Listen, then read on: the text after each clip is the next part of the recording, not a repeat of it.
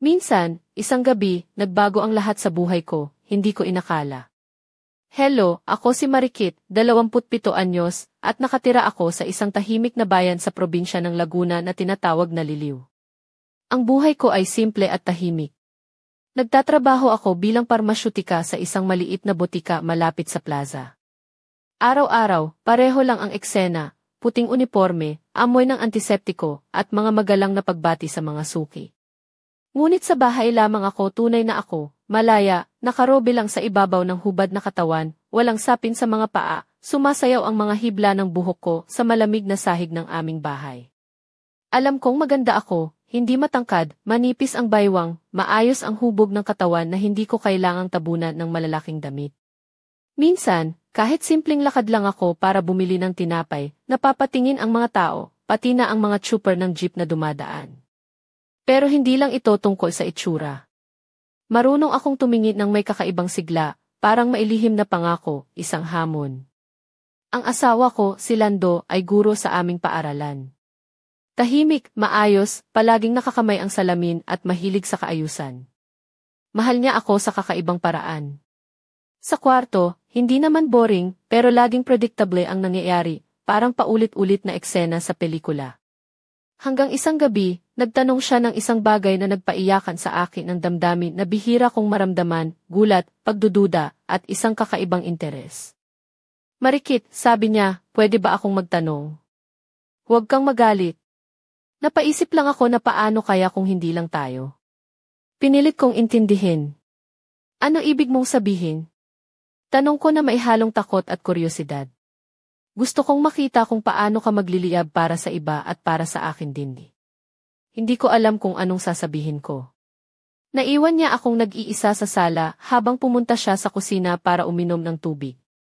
Hindi ito tungkol sa pagtataksil, siya ang nagsabi.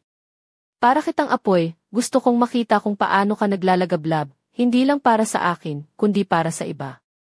Hindi namin na ipagpatuloy ang usapan pero nanatili ito sa puso ko. Isang araw, pag-uwi ko mula sa Givi, nakasalubong ko si Aris, isang bagong trooper ng taxi sa bayan namin. Maitim siya, may balbas, at kakaiba ang mga matang kulay abo niya na tila may tinatagong kwento. Nakipag-usap kami ng hindi inaasahan, ang init ng araw, ang pagpapawis ko sa leggings at crop top, at ang mga titig niya na parang may ipinapahiwatig. Mula sa mga simpleng salita, unti-unti kaming napasok sa isang bagong laro, isang panganib na nakakaakit. Nang makarating ako sa bahay, nag-text kami ng mga larawan at mga mensahe na puno ng linya ng ligaya at pagnanasa. Hindi ko inaasahan na magiging simula ito ng isang bagong kabanata. Nang sabihin ko ito kay Lando, tahimik siyang nakinig, tapos sinabi, kung pipiliin mo, sabihin mo lang kung kailan at paano. Nandito lang ako. Parang panata ang kanyang mga salita. Sa isang Biyernes, nagrenta kami ng maliit na kwarto sa isang apartment sa tabi ng ilog sa bayan namin, payak pero komportable. Pinaghahandaan ko ang gabi, paliguan gamit ang strawberry-scented na gel, musky cream sa balat, at suot ko ay isang navy blue na peignoir na bahagyang see-through, may itim na lingerie na may cutouts, at mga stocking na may garter belt. Nang lumabas ako sa kwarto, nandoon si Lando sa isang upuan, at si Aris naman sa sofa. Ako ang nasa gitna nila. Sigurado kayo, ang tanong ko. Tumango si Lando at pinaalalahanan akong huwag magmadali. Lumapit ako kay Aris, umupo sa sofa gamit ang mga tuhod. Hawak ng mga kamay niya ang mga tuhod ko, hindi nagmadali. Dahan-dahan kong hinaplos ang kanyang pisngi, pagkatapos ang mga labi niya. Ramdam ko ang paghinga ni Lando, malaki ang mga mata niya sa eksenang iyon. Ito pa lang ang simula. Pagmulat ko ng mata kinabukasan, amoy pa rin ang ibang pabango ang buhok ko, at ramdam ko ang kalayaan sa katawan. Naiwan si Aris ng isang sulat sa kusina, salamat sa pagtitiwala. Ikaw ay tunay. Ngumiti ako, hindi dahil sa saya, kundi dahil sa pakiramdam ng lakas na bumalot sa akin na parang bagyong dumaan. Habang pauwi kami, tinanong ko si Lando, hindi ka nagsisisi. Hindi siya sumagot agad, tumingin lang sa akin nang may kakaibang tingin. Akala ko magagalit ako, pero ang totoo, proud ako. At parang gusto kitang muling makuha. Sa susunod na linggo, nagbago ang lahat sa amin, ang aming relasyon, ang aming mga haplos, ang aming mga halik. Nagdala siya ng kakaibang init sa bawat sandali. Ngunit alam kong hindi pa ito ang katapusan. Continue. Buhay ko, dati payak, ngayon, puno ng lihim na apoy na unti-unting sumisiklab. Minsan, habang nakaupo lang ako sa bahay na walang suot kundi isang maikling damit, walang panty sa ilalim, ramdam ko ang init ng mga titig ni Lando. Parang may bagong sigla sa kanya, pati na rin sa akin. Ngunit hindi lang si Aris ang pumasok sa isip ko araw-araw. Lagi kaming nag-uusap sa chat, mga larawan, mga salita na puno ng panganib at pangako. Hindi siya naging simpleng kalaguyo, siya ay naging isang pantasya na bigla kong naranasan na mabuhay. Minsan, naiisip ko siya, ang mga kamay niya na dahan-dahang humahaplos sa leg ko, o ang init ng kanyang palad sa hita ko habang nakasakay ako sa kanyang sasakyan. Hindi ko hinahanap ang bagong pagkikita, pero gusto kong malaman na gusto rin niya ako. Isang araw, inanyayahan kami ni Lando na maglakbay sa kalapit na bayan ng San Pablo para magpahinga, para magpalit ng hangin at mag-iba ng tanawin mula sa araw-araw naming rutina. Nagrenta kami ng isang maliit na hotel room malapit sa lawa.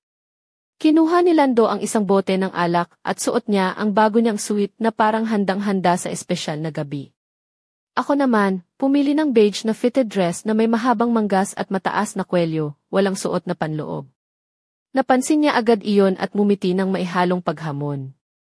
Naglakad kami sa gabi, kumain sa isang lumang kainan ng kakanin, hawak kamay habang pinagmamasdan ang mga ilaw sa paligid. Pag-uwi namin, pinatugtog ni Lando ang musika, lumapit sa akin mula sa likod, ang mga kamay niya ay dahan-dahang dumulas mula sa baywang pababa. Ramdam ko ang kanyang paghinga na lumalalim. Gusto mo bang subukan ulit, bulong niya sa tenga ko. Kasama ang iba. Hindi ko sinabi ang sagot agad. Tumalikod ako, tumingin sa kanyang mga mata, at sinabi kung ikaw ang pipiliin. Napahinto siya sandali, para sa isang saglit ay tila nawala ang mundo sa paligid namin. Lumipas ang isang linggo. Sa tuwing naglalakad kami sa palengke o pumapasok sa gift, napapansin kong pinagmamasdan ni Lando ang mga lalaki, hindi lang ang pisikal na anyo, kundi pati ang kanilang aura, ang karisma na dala nila. Hanggang isang araw, habang naghihintay kami sa isang auto repair shop para ipaayos ang sasakyan namin, tumigil siya nang makita ang isang lalaki na abala sa pagpunas ng mga kamay gamit ang trapo. Si Rico, sabi niya sa akin sa gabi. Mechanic siya, kalmado, pero matindi ang tingin niya sa'yo. Ramdam ko ang init sa katawan ko nang panoorin ko siyang tumingin sa'yo. Hindi ako nagulat. Ramdam ko rin ang tingin niya, matindi, matatag, ngunit hindi bastos. Isang hayop na matino pa rin ang loob. Nagplano kami. Pupunta ako sa garahe para magpa-check ng sasakyan, habang si Lando ay maghihintay sa labas, na parang simpleng kasama lang, pero ang totoo ay nagmamasid. Alam namin ang ginagawa namin o sa palagay namin. Pinili ko ang aking damit na tila walang pakialam, isang maikling denim skirt, puting fitted na t-shirt, at isang manipis na zip-up jacket. Itinaas ko ang buhok ko sa isang mataas na ponytail, nilagyan ng kaunting lip gloss ang mga labi. Para akong isang simpleng dalaga sa kapitbahayan, pero may dalang lihim na apoy. Pumasok ako sa garahe at doon siya, si Rico, nakatayo, pinupunas ang mga kamay niya. Hi, bati ko, ikaw ba si Rico? Sabi nila mahusay ka sa makina. Ngumiti siya ng bahagya. Pero ikaw, bakit ka nandito? Sagot niya, may halong pagtatanong at interes. Para sa makina? O para sa iyo? Hindi na siya nagtanong pa. Lumapit siya, at naamoy ko ang amoy ng langis, bakal, at pawis, matapang pero kaakit-akit. Habang kami nag-uusap, nakita ko si Lando sa loob ng sasakyan, tumingin siya ng diretsyo sa akin, alam kong sinusubaybayan niya ang bawat galaw ko. Lumapit si Rico, hinawakan ang kwintas sa lig ko ng dahan-dahan. Sigurado ka ba? Tanong niya, mahina pero matindi. 100%, sagot ko, pero huwag magmadali. Dinala niya ang kamay ko sa dibdib niya, ramdam ko ang tibok ng puso niya. Sa sandaling iyon, may banayad na katok sa bintana. Tumango si Lando ng halinghing. Nagsimula muli ang laro, ngunit ngayon may bagong patakaran. Kinabukasan, nagising ako na mag-isa sa kama. Maagang umalis si Lando nang hindi ako ginising. Sa unan, may natira lang ang bahagyang amoy ng pabango niya at isang maikling sulat, napakaganda mo kagabi. Habang pinagmamasdan kita, nagdurusa ang puso ko sa pagsasama ng pagnanasa at selos. Ngunit ito ang aking kagustuhan at tinupad mo ito. Nakahiga ako at ipinikit ang mga mata, iniisip ang bawat detalye, ang mga kamay ni Rico na sumunog sa ilalim ng tela ng t-shirt ko, ang hininga niya na dumampi sa collarbone, ang pag-unzip ng zipper ng jacket ko na dahan-dahang parang binubuksan ang isang kahon ng kayamanan. Ramdam ko na may mga matang nakamasid sa labas, ang mga mata ni Lando, ang taong mahal ko at pinayagan kong makita ang lahat. Para bang panaginip ito pero sobrang totoo. Sa hapunan, kakaiba ang kapayapaan ni Lando. Siya ang masayahin, nagkukwento, at tumitingin sa akin na parang ako ang kanyang pangarap na nagkatawang tao. Iba ka kagabi, sabi niya, parang nakita ko ang apoy sa loob mo. Hindi ako sumagot. Hinawakan ko lang ang kanyang kamay at inilagay ito sa hita ko. Sa gabi, niyakap niya ako nang parang hindi siya magsasawa, at sa pagdampi ng kanyang ulo sa balikat ko, bumulong siya, "Marikit, walang hangganan ang mundo ko basta't nandito ka." Ngunit sa akin, may tanong. May hangganan ba talaga? Continue. Minsan, ang simpleng buhay ay nagiging palaisipan, isang laro ng apoy na hindi ko inaasahan. Habang lumilipas ang mga araw, ramdam ko ang pagbabago sa aming relasyon ni Lando. Parang isang bagong sigla ang pumalit sa dati naming tahimik na samahan. Hindi na lang siya ang nagmamasid, ako rin ay nagiging mas mapuso, mas bukas sa mga bagay na dati iakala ko ay malalampasan lang namin ng tahimik. Ngunit sa kabila ng lahat, may isang bagay na hindi ko maalis sa isip, ang pakiramdam ng panganib at saya sa bawat lihim na pag-uusap namin ni Aris. Nag-uusap kami halos araw-araw, kahit sa mga simpleng mensahe lang. Minsan, nagpapadala ako ng mga larawan na tila ba isang lihim na paanyaya, isang larawan ng paa ko sa puting kumot, ang mga mukha namin sa salamin, o isang ngiti na punong-puno ng misteryo. Hindi ko maipaliwanag, pero ang bawat mensahe ay parang apoy na unti-unting lumalakas. Hindi ko hinahanap ang susunod na pagkikita, pero gusto kong maramdaman na gusto rin niya ako. Isang gabi, habang nagdaragdag kami ng mga lihim sa aming usapan, naisip ko na dapat kong sabihin kay Lando ang tungkol kay Aris. Hindi ko inasahan ang kanyang magiging reaksyon. Tahimik siyang nakinig, hindi nagalit, hindi nagsalita ng anumang hatol.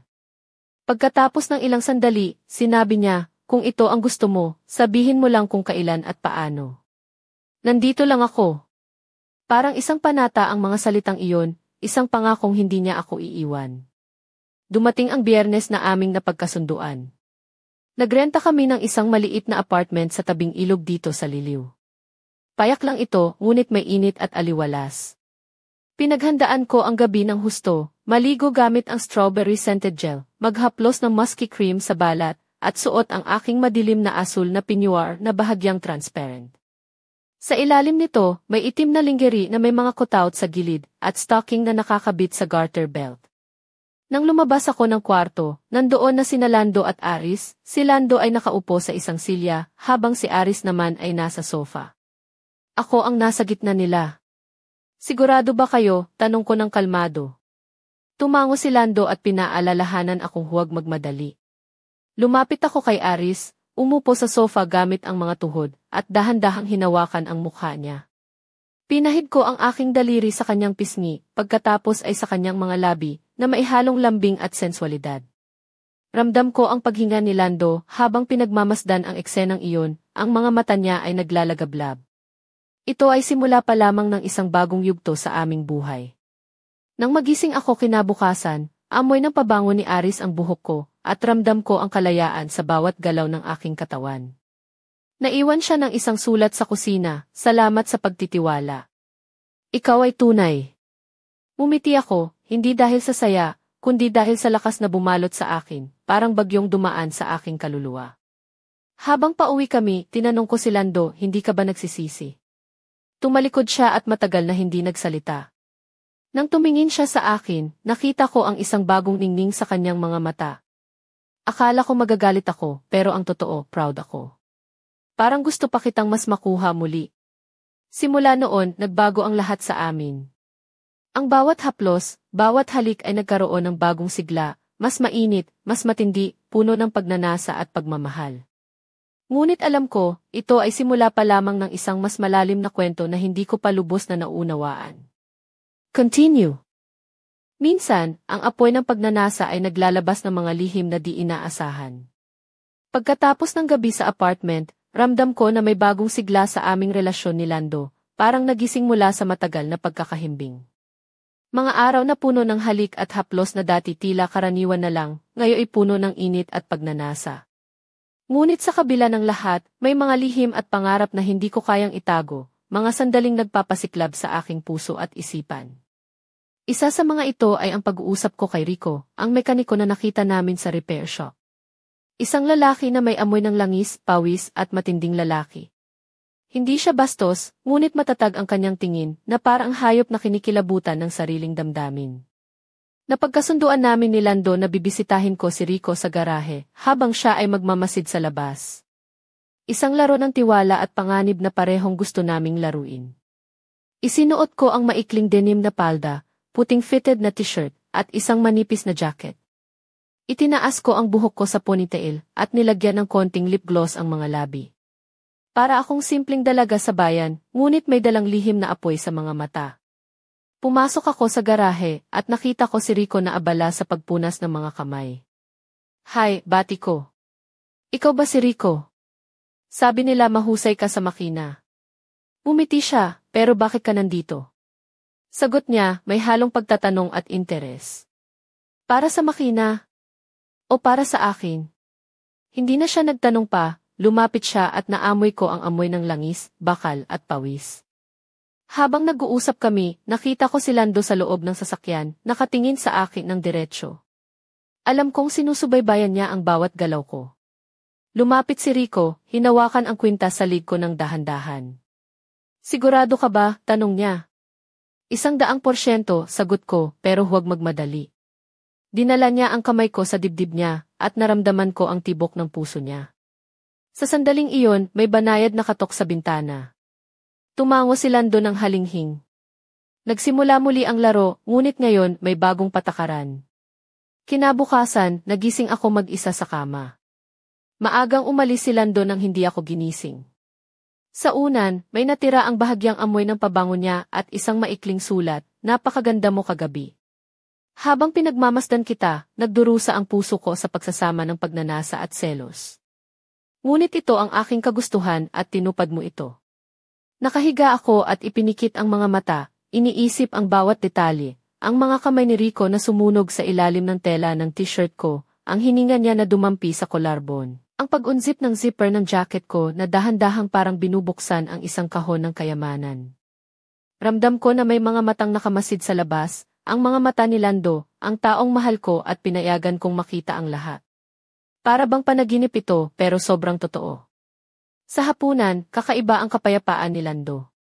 Siya ang masayahin, nagkukwento, at tumitingin sa akin na parang ako ang kanyang pangarap na nagkatawang tao. Iba ka kagabi, sabi niya, parang nakita ko ang apoy sa loob mo. Hindi ako sumagot. Hinawakan ko lang ang kanyang kamay at inilagay ito sa hita ko. Sa gabi, niyakap niya ako nang parang hindi siya magsasawa, at sa pagdampi ng kanyang ulo sa balikat ko, bumulong siya, "Marikit, walang hangganan ang mundo ko basta't nandito ka." Ngunit sa akin, may tanong. May hangganan ba talaga? Continue. Ang gabi na iyon ay nagbukas ng pinto sa isang mundo na dati hindi ko inakalang mararanasan ko. Habang dahan-dahang sumisiksik ang dilim sa aming munting bahay sa Liliw, ramdam ko ang kakaibang tensyon sa hangin. Hindi ito ang dati naming tahimik na gabi, may halong kaba, kasabikan, at isang lihim na apoy na naglalagablab sa puso ko. Pagkatapos ng mga nangyari, ang relasyon namin ni Lando ay tila may bago ng sigla, ngunit may hindi ko maipaliwanag na pangamba, parang naglalakad kami sa balanse ng apoy at yelo. Isang gabi, habang nakaupo kami sa sala, nag-usap kami ng masinsinan tungkol sa aming mga nararamdaman. Marikit, sabi ni Lando, gusto kong maging bahagi ka ng bawat pangarap ko, pero gusto kong maging bukas din tayo sa isa't isa. Ano ang tingin mo sa ideya na tayo'y tatlo na? Napahinto ako, hindi agad makapaniwala sa narinig. Tatlo? Paano iyon? Tanong ko, puno ng pag-aalinlangan at kuryosidad. Hindi lang basta third party, sagot niya, kundi isang kasama na magkakaroon ng bahagi sa buhay natin, hindi lang sa kwarto, kundi pati sa puso. Hindi ko maipaliwanag ang halo-halong emosyon na dumaan sa akin, takot, saya, kaba, at isang kakaibang pagnanasa na parang naghihintay ng pagsabog. Sabi ko sa kanya, kung pipiliin natin ito, gusto kong malaman kung sino ang magiging ikatatlo. Tumango siya ng mahina. May kilala ako. Ilang araw ang lumipas bago niya ako ipinakilala kay Nina, isang nurse sa paaralan kung saan nagtuturo si Lando. Simple lang ang kanyang damit, puting blouse na may mga buttons hanggang tiyan, beige na palda, at mga sapatos na mababa ang takong. Ang buhok niya ay medyo magulo na parang nilalaro ng hangin sa kanyang pagdating. Ang mga mata niya ay kulay abo at tila may malalim na kwento. Sa unang tingin, parang normal lang siya, ngunit sa loob ng aming bahay, isang kakaibang enerhiya ang bumalot sa kanya. Nagkape kami sa sala, nag-usap tungkol sa panahon, mga aso niya, at mga pang-araw-araw na bagay. Ngunit sa ilalim ng mga simpleng pag-uusap, ramdam ko ang tensyon, ang mga lihim na tingin ni Lando at Nina sa isa't isa, at ang aking sariling kuryosidad. Nang matapos ang hapunan, kumuha ako ng bote ng pulang alak, at nagsimulang maglaro ang mga mata namin sa isang bagong laro. Alam mo kung bakit nandito ka, Nina, sabi ko nang may ngiting puno ng kumpiyansa. Tumango siya ng tahimik. Ngunit dapat mong malaman, hindi ako basta manonood lang. Hindi rin ako, sagot niya ng mahina, puno ng paninindigan. Nagpatugtog ako ng malumanay na musika, umupo sa bintana nang nakataas ang isang binti. Lumapit si Lando sa gitna ng silid, at si Nina naman ay dahan-dahang lumapit sa kanya. Pinagmasdan ko silang dalawa ng parang nanonood ng isang sayaw. Bawat galaw ay may kahulugan, bawat haplos ay may bigat. Hinawakan ni Lando ang kamay ni Nina, hindi siya umatras, bagkus ay lumapit pa. Nang ang palad ni Lando ay dumampi sa kanyang baywang, naramdaman ko ang isang kilabot na tumakbo mula ulo hanggang paa. Hindi ito selos, kundi isang malalim na kasiyahan, ang makita ang taong mahal ko na tinatanaw ng ganoong pagnanasa, na parang ako rin ang tumitingin sa kanya noon. Lumapit ako sa kanilang likuran, dahan-dahang yumuko sa tenga ni Lando at bumulong, alisin mo ang damit niya ng dahan-dahan. Iparamdam mo sa kanya na ito ay hindi nangyayari nang wala ang aking pahintulot. Sumunod siya ng walang pag-aalinlangan. Tahimik si Nina, ngunit ang kanyang paghinga ay huminahon. Dahan-dahang bumagsak ang kanyang puting blouse, inihayag ang simpleng beige lingerie na maihalong kahinaan at lakas. Dumaan ang aking kamay sa kanyang balikat, at narinig ko siyang tumugon, masaya ako. Tinanggal ko ang aking robe, sa ilalim nito ay isang manipis na itim na silk camisole. Hindi niya matanggal ang tingin sa akin. Kung sisimulan natin ang larong ito, sabi ko, lahat tayo ay mananalo. Ang sumunod na mga sandali ay hindi mailalarawan ng salita, mga haplos na dahan-dahan, halik sa balikat at liig, mga titig na puno ng apoy. Walang inisip na masasamang salita, walang marahas na kilos, ngunit ang bawat galaw ay may kuryenteng bumalot sa amin. Tatlo kaming nag-usap gamit ang aming mga katawan, sumusunod sa iisang ritmo na puno ng pagnanasa at paggalang. Sa isang punto, napunta ako sa pagitan nila, si Lando sa likuran, si Nina sa harap. Hawak ng kanilang mga kamay ang akin, at hawak ko rin sila pareho. Sa sandaling iyon, narinig ko ang isang tinig sa loob ko, may isang bagay na nasisira, isang hangganan na tumatawid. Hindi ito tungkol sa kalayaan na inaakala ko. Ito ay naging isang bagay na mas malaki. Napagtanto ko na hindi ko nakontrolado ang laro. Lumabas ako mula sa kanilang mga bisig, lumapit sa salamin at tumingin sa sarili. Magulo ang buhok, mamasa-masa ang mga labi, kumikislap ang mga mata, isang babae na hindi ko kilala, isang babaeng marahil ay ayaw ko ring makilala. Lumapit si Lando. Ayos lang ba? Tanong niya. Ito na ang hangganan, sagot ko. Yung linyang kapag tinawid mo, hindi mo na malalaman kung saan nagtatapos ang pagnanasa at nagsisimula ang pangangailangan. Kung saan nagiging kapangyarihan ang pag-ibig at takot ang pagtakas mula sa sarili. Tumingin ako kay Nina. Salamat, pero hanggang dito na lang muna. Naiintindihan niya, tahimik siyang nagsuot ng damit at umalis. Nanatili ang katahimikan sa kwarto.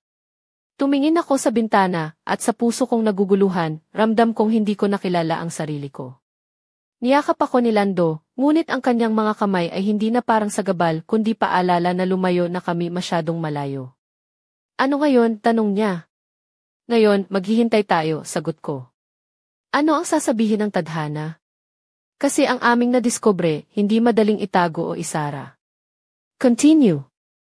Hindi ko inakala na ang isang simpleng laro ay magdadala sa akin sa ganitong kalaliman ng damdamin at pag-iisip. Pagkatapos ng gabing iyon, isang kakaibang halo ng saya at pangamba ang bumalot sa akin. Hindi ko maisip kung paano namin nasimulan ang lahat, ang pagpayag na buksan ang pinto sa isang mundong puno ng lihim, pagnanasa, at hindi inaasahang tukso. Ngunit higit sa lahat, tila nagising ang isang bahagi ng akin na matagal nang natutulog. Sa mga sumunod na araw, napansin kong nagbago si Lando. Hindi na siya ang tahimik na guro na dati kong kilala. Mas naging bukas siya, mas matapang sa kanyang mga suliranin at hangarin. Ngunit higit sa lahat, mas naging mapagmahal siya sa akin sa paraang dati hindi ko pa nararanasan. Palagi niyang sinasabi na hindi siya nagsisisi sa mga nangyari at bagamat mahirap, ito raw ang nagpatibay sa aming relasyon. Ako naman, hindi ko maikaila ang mga damdamin ko para sa mga bagong tao na pumasok sa buhay namin. Hindi ito tungkol sa pagtataksil, kundi sa pagtuklas ng sarili, ang mga hangganan ng pag-ibig, pangunawa at katapatan. Ngunit sa kabila ng lahat, may mga sandaling naguguluhan ako sa kung ano ang tama at ano ang aking nais. Minsan, habang nag-iisa ako sa bahay, naisip ko kung paano kaya kung naging iba ang mga pangyayari. Kung hindi kami nagbukas ng pintuan sa mundong ito ng tatlo. Marahil ay mananatili kaming payapa, tahimik at walang alinlangan. Ngunit isang bahagi ng akin ay naglalaban, ayaw niyang bumalik sa dati. Ramdam ko rin ang mga hindi nasabi ni Lando. Ang mga lihim na iniimbak niya, ang mga tanong na hindi niya nais sagutin. Ngunit sa bawat gabi, kapag ako'y niyayakap niya, alam kong nandyan siya, hindi lamang bilang asawa, kundi bilang kasama sa bagong yugto ng aming buhay. Nag-uusap kami ng masinsinan tungkol sa mga pangarap at takot namin. Pinag-usapan namin kung hanggang saan ang aming kakayahang magtiwala at magmahal. Hindi madali, ngunit alam naming kailangan naming gawin ito para sa isa't isa. Ngunit sa kabila ng lahat, naramdaman ko ang isang bagay na unti-unting lumalapit, isang misteryo na naghihintay na mabuksan. Isang lihim na maaaring baguhin pa ang aming mundo. Sa mga gabing iyon, habang nakatitig ako sa bintana at pinagmamasdan ang mga bituin, iniisip ko kung ano ang susunod na hakbang. Kung paano namin haharapin ang mga pagsubok na darating. At higit sa lahat, kung paano namin mapapanatili ang apoy na nagsimula sa isang simpleng tanong. Hindi pa tapos ang kwento namin. Sa halip, ito ay nagsisimula pa lamang. Continue. Isang gabi, habang tahimik ang paligid, isang hindi inaasahang pangyayari ang bumalot sa aming buhay. Hindi ko inakala na ang simpleng pag-usapan namin ni Lando ang bukas na relasyon ay magdudulot ng ganito kalaking pagbabago. Isang gabi, habang naglalakad kami sa palengke ng bayan, napansin niya ang isang lalaki, matangkad, malakas ang tindig, may maitim na balat at maitim na mga mata na puno ng misteryo. Si Dante, bulong niya sa akin nang halos walang ingay. Siya ay mekaniko sa isang maliit na shop sa kabilang dulo ng bayan, kilala sa pagiging tahimik at matatag, pero may kakaibang aura na hindi mo maikakaila. Pinagmamasdan kita niya ng matagal, sabi ni Lando na may kakaibang sigla sa boses. Hindi lang basta tingin, parang binabantayan niya ang bawat galaw mo. Hindi ko maipaliwanag ang nangyaring init na dumaloy sa aking katawan nang marinig ito. Parang isang apoy na unti-unting lumalawak sa loob ko. Nagplano kami. Sasamahan ko si Lando sa pag-check ng aming sasakyan sa shop ni Dante. Siya naman ay maghihintay sa labas, tila simpleng kasama lang pero tunay na nagmamasid. Isang laro ng tiwala at panganib na kapwa namin gustong subukan. Sa araw ng pagkikita, nagbihis ako ng maikling puting dress na may mga bulsa, simpleng tsinelas at iniayos ko ang buhok ko ng medyo magulo para may dating natural. Pagpasok ko sa shop, nakita ko si Dante na abala sa makina. Hi, bati ko, sabi ni Lando, mahusay ka raw sa mga kotse. Mumiti siya ng bahagya at tumingin ng diretso sa akin. Pero ikaw, bakit ka nandito? Tanong niya ng maihalong pagkatuwa at interes. Habang nag-uusap kami, ramdam ko ang matinding tingin niya, hindi bastos, pero puno ng lalim at pagnanasa. Hindi nagtagal, dahan-dahan niyang hinawakan ang kamay ko. Sigurado ka ba? Tanong niya, mahina pero matatag. 100%, sagot ko, pero huwag magmadali. Hindi ko alam kung paano ko naipasa ang araw na iyon, ramdam ko ang tensyon sa bawat sandali. Nang bumalik kami ni Lando, napansin kong kakaiba ang kanyang mga mata, parang mailihim na hindi niya sinasabi. Handa ka na ba para sa susunod na hakbang? Tanong niya ng maihalong kaba at excitement. Hindi ko na maipaliwanag ang halo ng kaba at pananabik sa puso ko. Alam kong may malalim na pagbabago na magaganap, isang kwento na puno ng lihim, pagnanasa, at mga desisyon na magbabago ng lahat. Ang buhay namin ay hindi na magiging pareho. At kahit natakot ako, hindi ko mapigilang maghintay sa mga susunod na kabanata ng aming kwento. Continue. Hindi ko inakala na ang isang simpleng plano ay magiging simula ng isang hindi inaasahang bagyo. Pagkatapos ng aming pagbisita sa garahe ni Dante, naramdaman ko ang kakaibang tensyon sa pagitan namin ni Lando. Parang may mga bagay na hindi nasabi, mga lihim na hindi pa kami handang ibahagi. Ngunit sa kabila ng lahat, ramdam ko ang lalim ng aming pagtitiwala na nagpapalakas sa amin. Isang gabi, tumawag si Dante at nag-anyaya na pumunta ako sa kanyang bahay na nasa tabing ilog, isang tahimik na lugar kung saan ramdam mo ang hangin at katahimikan ng kalikasan.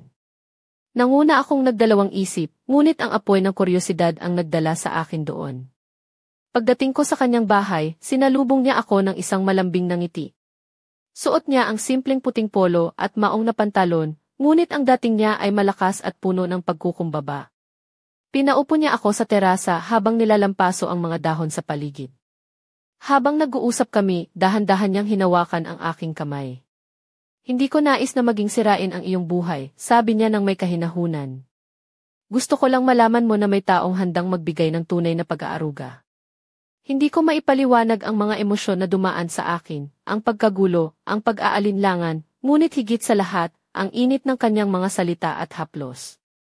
Sa mga sandaling iyon, unti-unting nawala ang aking takot, napalitan ng isang malalim na pagkaunawa sa sarili. Nang bumalik ako sa bahay, nakita ko si Lando na naghihintay. Tumingin siya sa akin nang maihalo ng kaba at pag-asa. Ano ang naramdaman mo? Tanong niya. May isang bahagi sa akin na nagising, sagot ko nang may pagkakita sa kanyang mga mata. Ngunit may ilan pa akong kailangang tuklasin. Ang buhay namin ay nagiging isang masalimuot na kwento ng pag-ibig at pagtitiwala, isang laro na puno ng panganib ngunit nagbibigay din ng kalayaan. Hindi ko alam kung saan kami dadalhin ng landas na ito, ngunit handa akong harapin ang bawat hakbang, dahil sa likod ng lahat, naroon si Lando, ang aking kasama sa bawat laban at tagumpay. At habang nakatitig ako sa dilim ng gabi, naramdaman kong may isang lihim na nag-aabang sa susunod na yugto ng aming kwento, isang misteryong kailangang tuklasin. Continue. Ang bawat sandali ay tila apoy na unti-unting lumalakas, handang sumabog ng walang pag-aalinlangan. Hindi ko inakala na ang isang simpleng desisyon ay magdadala sa amin sa ganitong lalim ng emosyon at pakikipagsapalaran. Ang aming mundo ay naging isang sayaw ng pagnanasa, tiwala, at lihim na pangyayari na hindi ko maisip na mararanasan ko. Sa bawat haplos ni Lando at Dante, naramdaman ko ang kuryente na dumadaloy sa aking balat, ang init ng kanilang mga kamay na nag-ugnay sa amin sa paraang hindi ko pa naramdaman noon. Hindi na ito basta laro, ito na ang aming tunay na buhay. Isang sinfonya ng mga damdamin at pagnanasa na walang tigil.